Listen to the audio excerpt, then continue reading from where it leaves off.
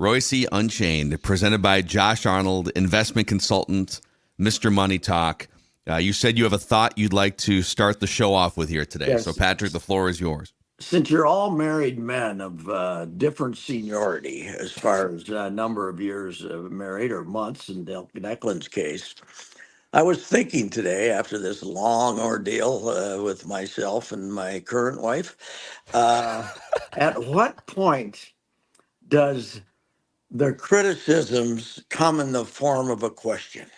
When they want to point out something you screwed up, at what point does it come in the form of a question? For instance, this morning, do you want me to leave the refrigerator door open?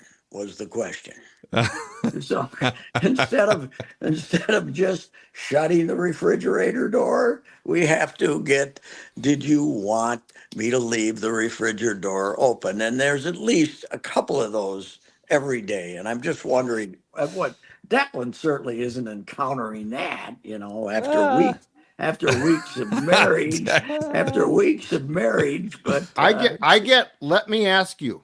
Did you want, where did you think it was? I've told Dawn for years, I can't find things. Yes. Okay. I'm bad at finding things. You're good. You just find it. Mm-hmm. And she is just very perplexed why I can't find things. And so I get a lot of, let me ask you something. Yes. And I know it's a rhetorical question. Whatever's coming after that, you are probably going to get hammered. Yeah. I get the other one. I get the same version of that. Why don't you put it where it belongs? Well, it belongs in the house someplace. Yeah. Okay, that's it. As long as it's in our home, and I didn't leave it at the office or someplace else at Hubbard, then it's where it belongs. We just have to figure out where that might be within the home. This isn't that big a house, so we can generally find that. But yeah, do you want me to leave the refrigerator? That was completely unnecessary. Completely unnecessary. But it occurs, I guess. What the hell? Yeah, I get try again a lot. If I say something she doesn't like, so why don't you try that one again? Wow. Try that again. Whoa. Try that again. That's kind of a modern wife thing. I don't think try that again. Generation. What are you, a kindergarten student? I don't think people from my generation go with "try that again." It's more like, "What the hell's wrong with you?" But anyway. See, I find myself, or I should say, my loving wife finds me mansplaining in certain situations where I feel like I'm just like explaining something in great detail. Yep. And I'm not maybe considering the fact that it could be coming off as condescending or mansplaining in a certain way. So, yes, yeah, well, I'm still working on that. That is a problem, especially in the workplace now. That's a problem of mansplaining can occur, and you don't even have any idea you're doing that. So my wife calls it Phil-splaining when I start Phil-splaining something. She's like, "You're Phil-splaining to me." Right. Okay, that's fair. But I did say to Katie this morning, "Do you realize, dear, that I gave her this shocking fact? Do you realize that the Chicago White Sox have won 33 games and lost 114? And she said, "That isn't good." No, I said, "That is historically bad, dear. That's historically bad." But I shared with Judd the stat that I found on Twitter yesterday, and I'm sure a bunch of you saw it. The Chicago Cubs have 26 victories against the American League this year, and the Chicago White Sox have 24. So that could be the most alarming stat of. So they're 33 and 114. So they've played 100. What do they have left? Like 15 games left? They have 15 left, right? And they got to lose 133. That's 147. So they only have 15 left. They got to lose 7 really to pass the Mets, because the Mets only played 160 games. They're going to play 162. But if they get to 121, you got to give them the record. I think if they lose 8 of those. 8 of the last 15, which is certainly very likely. And I saw Jerry Reinsdorf made his first statement of the season saying that it's been very disappointing. Okay, Jerry, thank you very much. And he's going to have more to say when the season ends.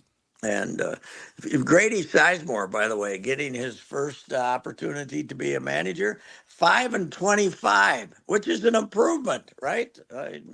Percentage-wise, it's definitely. What is that winning percentage? What is? So they're currently winning 22% of their games, 224. Wow. Okay, so 5 of 25 would be actually five and 25 would be worse. That would be 167. Well, they're 51.5 games back in the American League Central. Amazing. Yes, it's amazing. Yes, that is 51.5. 51.5. Yes, it's and they were eliminated from wild card contention like 2 months ago. It was unbelievable. Our appreciation for this, though, I feel like it should be greater. Like this is a monumental, and it's a team you didn't think was going to be near this bad. Well, not this year. Well, last year I said they were going to win the division in April. I liked their lineup. What Eloy and Robert, and they had that the left-handed hitting outfielder Sheets and Vaughn. They looked like they had some hitters. How is this possible? How is this humanly possible? It's incredible. It's great. Here's some more. So the Rockies are almost 40 games under 500, and so are the Marlins. Both those, it's possible both those teams lose 100, and will finish 20 plus games in front of the White Sox in the Major League game. And here's a stat I saw the other day: the American League Central is 40 games under 500, and they have 4 teams over 500.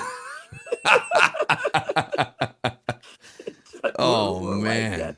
And Pat, didn't you have the note that the White Sox are also 5-5 versus Cleveland this year? Cleveland, yes. Although the Cleveland just swept them now, right? They just swept them. They're 8-5. The Cleveland went into that series 5-5 with them, but they now have the tiebreaker with the White Sox. So they unbelievable. They got a TV play-by-play guy to be as big of Homer as possible. Like this is such baseball karma. It's so great. Like this guy was supposed to parrot the company line, and they give him maybe the worst team of all time. It's great. I love it. First team in baseball history. This goes to 1900. They don't count that 1876 to 1899 stuff, but the National League, first team in baseball history to have 3 losing streaks of 12 or more. That's they have set. Here's one of my favorite stats. They, in the first basically half of the year, they set this is a franchise that started in 1901, right? They have the all-time record twice for most consecutive losses in the same season. They set it with 14 in a row, and then they lost the 21 in a row or something like that. So it's amazing. I mean, I know the modern fan, probably, not the hardcore baseball fan, as Judd said, we have no appreciation for how horrible this is. I mean, it's incredible. It should be a daily thing in every American sports section. It's a documentary. Yeah. Like it'd be a great documentary. It would be an interesting experiment. You know how like in football people say, boy, if Alabama played the Jets, well, the Jets would still win by 40 points, but if you put the White Sox, if you swap them out for the best AAA team, what would the records be? White Sox in AAA if they were relegated, and then whoever I got to think I'm going with whatever AAA team that is. It's because replacement level, like the analytical people, I don't know how they did the math on this, but replacement level players, however they quantify that, would be worth like 40 to 45 wins in a full major league season. Mm-hmm. And the White Sox are trailing behind replacement level players, which would be like AAA, quad A caliber players. Oh God, yes. I got to think that's got to be a first, right? In big league history, that's got to be a first. It is. I don't know how we got onto this tangent, but it's the White Sox don't either. They're like, what happened? What's going on? Unbelievable. It's just incredible. Everybody says, well, that's the only reason the Twins are over 500. Yeah, well, okay. They went 12-1 against them. Congratulations, right? 12-1, didn't they? Yes. Yeah, they took care of business. Lost one game to them. Yes. All right. Not a very festive crowd last night at Target No, Field. it didn't seem large, but once when it's 6-0 and Pablo gives up 4, you're going, oh my God, would this be a bad one? But then they no, that was 2 nights ago. Excuse me. Yeah. Last night though, they Old Zebby, the Zeb they, Master, was grinding last night. the Zeb is the Zeb has been rushed. There's no doubt about it. The Zeb has been rushed, right? And Yeah. but one of the great stories of this year that doesn't, we don't talk about it much because of the other stuff going on is this Cole Sands becoming an effective pitcher. I mean, remember 2 years ago, he was like, you threw him in there when you were giving up. He probably never pitched with a lead all season that year. One of those guys that was just a throw in. And then last year, pretty much the same. And where does fastball come from? What's he throw? 96 now, 97, right, Declan? Yeah, he throws hard. What'd they do with him? Did they send him? Did he go to one of those drive lines line or something? I don't know. He's been good though. The Yeah, thing about everybody's bad mouthing the bullpen, and in certain ways they are. They don't have a lefty, but Alcala had the horrible meltdown in that one game, but he's been good. I kind of like Henriquez. I think he's got good stuff. He's probably still too inexperienced. And you got Cole Sands out there. They got a bunch of right-handers. Their problem is they don't have any Thielbars. They're only lefty in the entire pitching staff. 14 guys, one lefty. It's incredible. Yeah, I don't know why they can't develop a left-handed pitcher. Well, they developed one, but then traded him to Baltimore, Cade Povich or something. Yeah, he's okay. But anyway, they had to win 2 out of 3 against that team, and they did that. So Buxton back on Friday too. Yeah, we'll see. Poor Robert Kersey Jr., man. He was up. He got his first shot in the big leagues. He just still hadn't got a hit, and now he's going to be going back. So Austin Martin got options. Oh, was it Austin Martin? Yeah. Oh, not Kersey, huh? They kept Kersey, which I found very interesting. I didn't see that. Yeah. I didn't see that. When was that? After the game? Yeah, that's gonna be the option move for Buck. Yeah. Oh, really? Okay, maybe. Yeah. That's interesting. I thought Austin Martin was a more valuable player than Kersey. I agree. Maybe they feel sorry for Kersey and want him to get a hit because his family was following him around, right? Wasn't his family following him around to wait for him to get his first hit? Yeah, buddy, just drop a bunt down the third baseline so we can option you back. They were going broke, so unbelievable. You know what's crazy? All the injuries and the random players that probably shouldn't be in the big leagues, and yet they could still very easily win a 3-game series with Bailey Ober and Pablo Lopez and get a Royce Lewis 3-run homer in there somewhere. I mean, it's Kersey got a hit 2 nights ago, infield hit. Well, I just looked him up. He's 0 for 10. He did get a hit. He got his first. He's 1 for 10. His first hit on Tuesday. I looked up bad stats. Then it was a dribbler. Okay. It was just a little doink. Did they change the box score somewhere? I just looked at the stats and it says 1 for 10. Oh, okay. I mean, he definitely got a hit on Tuesday. Oh, okay. Excuse me. Yeah. So they could have optioned him. And he's still here. So good for him. My assumptions were both wrong. So I looked it up. He was batting 0 there. Somebody just had a typo, I guess. Then so anyway. 49ers, what's the deal here, boys? They got a shot? I think they got a shot. Especially I think they're gonna win. Classic trap game for the 49ers here. Oh, yeah, so you got division Rams in week 3 if you're the Niners. You're coming off a short week on a Monday night. It's a noon game Central Time for a West Coast team. No Christian McCaffrey. They're feeling giddy because they just won. And when did the Vikes beat them here? Was it Monday night last year? Last year, yeah. Kirk was still healthy, but JJ was out. And Debo didn't play for them, which is a game changer. Nor did Trent. It wasn't Trent Williams. Trent Williams also out. Yep. Yeah. Correct. That's when we were. Trent Williams still out, right? No, he's back. Oh, he came back because he was doing the holdout, and then he wasn't.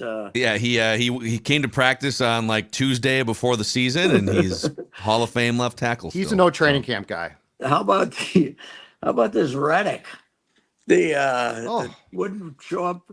The Jets trade for him and then won't pay him. But I mean, the other team he wouldn't come report to the other team because Philadelphia, right? Because they wouldn't pay him. Yes. So And now the Jets yes. trade for him. If you're not going to pay him, why you trade for him? Are the Jets and Giants coaches both going to be blown out perhaps before the season ends? Oh, I would guess so, for sure. The Giants guys got no shot, right? They're going to be, unless they're going for the number one draft choice again. I don't know what they're going for, but yeah, it's I say I kind of agree with you, Phil. I don't think that the Vikings are better than they were last year, okay?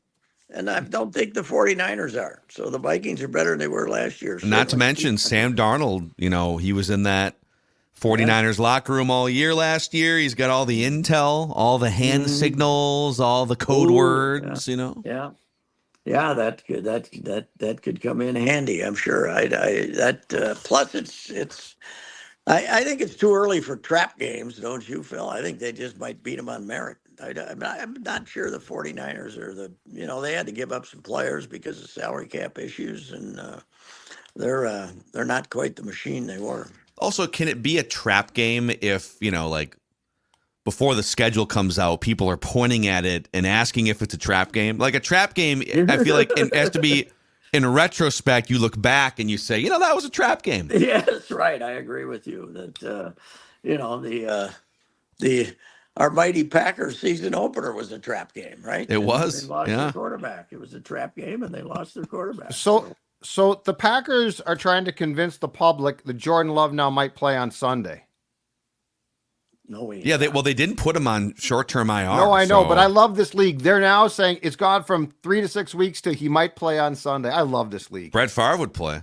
Brett Favre would play. Well, have they told us what the injury was? MCL. He's got a grade 2 MCL sprain. Yep. Do they want him to play with our guy got a MCL and now he had surgery, but he's done for the season. So that doesn't make any sense. McCarthy, wasn't that MCL? It wasn't ACL. Yeah, meniscus, yeah. Yeah, which is MCL, right? I don't know. No. Those are different things, yeah. MCL's in the front of the knee. The meniscus that's the median. Yeah, I mean, I'm not a doctor, but and then there's the LCL. There's a bunch of different. ACL. PCL? I'm definitely not. PCL. There's a PCL too. Which stopped your knee from collapsing backwards. Yeah, so you don't want to tear that one for sure. It could be so I wonder what I have in my old knees. Just being old, is that right? Is that why bone on bone, Pat? Is that bone on bone? When is I'm what you have. sitting in the low couch, it takes me 4 minutes to get up. Is that what is that called? That's just grinding. There's no cartilage left. That's I don't know what that You've got a buildup of Diet Coke fluid in both kneecaps. I feel like. Did I tell you? The crisis in the home yesterday? No. I was in the lower bathroom. I see something in the corner. I think it's a mouse because we haven't had a mouse here in years. It's a toad. Somehow a toad got in the corner of the. Oh yeah. A little toad got in the corner. I grabbed him with a napkin and threw him out. But that must have been when the wife said to me, "Do you want me to keep the screen door open downstairs?" Oh my God! Well, she's right on that. You got to close that. I know. Dawn does the same thing. It drives me crazy. Close the damn screen door. Oh yeah, you got to close the screen door. There's no doubt. But nothing good about fresh air. Usually that lets in a fly, not a toad. Yeah, the fly's the worst. I'm well aware of the fly. Maybe a bird and some mosquitoes. Yeah, a bird could get in. Toad? That would be bad. That would be bad. That would be bad. A toad, yes, was not. That one I removed and didn't announce it for a couple hours that there was a toad in the house. I didn't want that. Pat, I had some nightmare fuel this morning. I took my dog out for a little morning jaunt, 20 minutes. Mm-hmm. And in the first 5 minutes, I got stung by a bee for the first time in like 30 years, right behind the back of my left ear. Was it a bee, not a wasp? Might have been a wasp. I think no, it was a bee. It was a bee, and I'll tell you why I know this because. So I grinded it out, finished the walk off, got a poop from Miss Maya. We get back inside, so we walk back inside the house, and in the entryway, I sort of, I've got a hooded sweatshirt, and I sort of like adjust the hood. Oh. The bee was still alive in the hood of my hood. sweatshirt. Oh my God. Did he come after you? We rumbled in the entryway of my place. Wow. And let's just say I won the final battle against I Mr. thought Bee. bees died when they stung you. I thought that was part Certain of the... bees do. Certain bees do. Okay, yeah. thank you. Well, Yes, but some don't. This one didn't. We had the wasp problem on the deck, but the wife got those. She flipped over the table. That they could make a nest anywhere. They were doing it on the bottom of a little table out there. She flipped it over and sprayed them with 500 pounds of TNT or whatever the hell it is. With an evil laugh. Dropped a bomb on. Oh man, there's you know what? I've said this before, but those kids that work at the State Fair root beer stand are the most noble people in America. There's 450 wasps flying around. They spend the whole year waiting there. They talk to each other. When do you think that fair's going to start here? They're all getting together saying, "Boy, I think it's pretty soon. They're going to have that root beer out here. Let's go. Come on." Those kids are out there, and they get just. They don't pay any attention anymore. They're buzzing around their head and stuff. The rest of us are going crazy. Is 16 ounces of State Fair root beer worth getting stung 5 times while waiting in line? I don't know. No. I mean, the people who work there, working there, they become immune to them. I guess I don't. And the trash, the people that take out the trash. I mean, I had to do that at ballpark, and that was all right. I'm not taking out that one. There's 4 hornets and wasps roaming in the garlic fries. I'm not getting near that thing. Yeah, the Hornets. I had the Hornets last year in the front. They got underneath the shingles there's a little overhang there, and apparently it was loose up there, and there had to be 500 of them, 1,000 of them up there. Because I sprayed 2, and all of a sudden their buddies came storming out after me. Hundreds of them. So they haven't come back this year though. But yeah. Anyway, this has been a very informative sports show. This has been great. Yeah, it's been I gave him the wrong information on Robert Kersey Jr. and I had Tuesday's game mixed up with Wednesday, but I know they won them both. That's what counts. They did, and the magic number for that wild card spot continues to decrease. Cincinnati's had a bad season, but. You look at them; you like their club better than the Angels. Yeah. They just for some reason underachieved this year, and but they're there's no guarantee right now. But you don't get Ober Friday though, so that's good. Ober's well rested because Rocco got him out of the game the other day at 83 pitches. Yeah, he should be good to go. Yeah, he should be good. Yeah, right. Way to go, Rocco. That was genius. All right, Pat. We'll get your full Vikings preview tomorrow, sir. All right, I'm fired up. I'm on the bandwagon. The rest of you guys are still skeptical. I've been on the bandwagon since April. So, all right. Yeah, since the 1960s, really. All right, see you, Pat. Goodbye. Reusse Unchained here on SKOR North.